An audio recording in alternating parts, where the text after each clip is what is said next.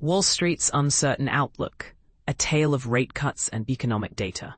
The U.S. stock market closed with a slight dip on Thursday, leaving investors with more questions than answers. Economic data has created a confusing picture, raising doubts about the Federal Reserve's rate cut plans. But here's where it gets controversial.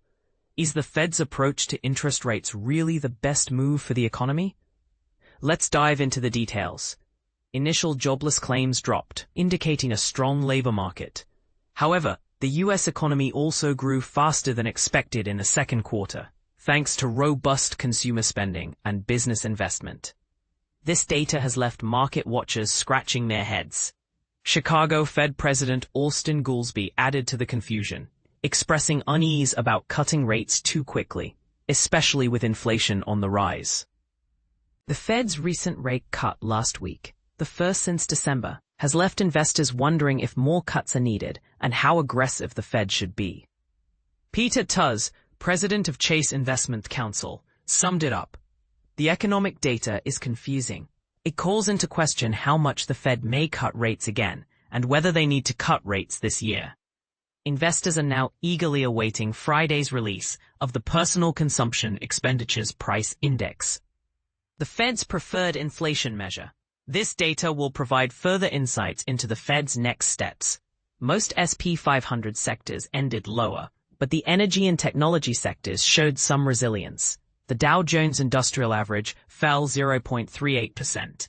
The S&P 500 lost 0.50%, and the Nasdaq Composite dropped 0.50%. CarMax shares took a hit, falling over 20% after reporting lower second quarter profits.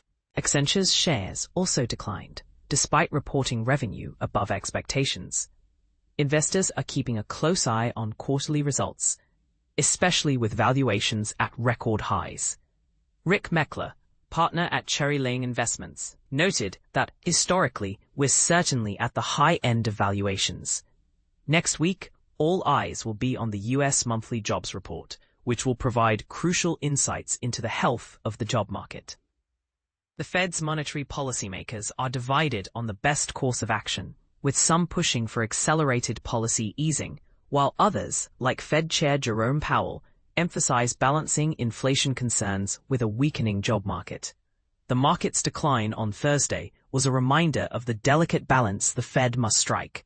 With economic data sending mixed signals, the Fed's next moves will be closely watched.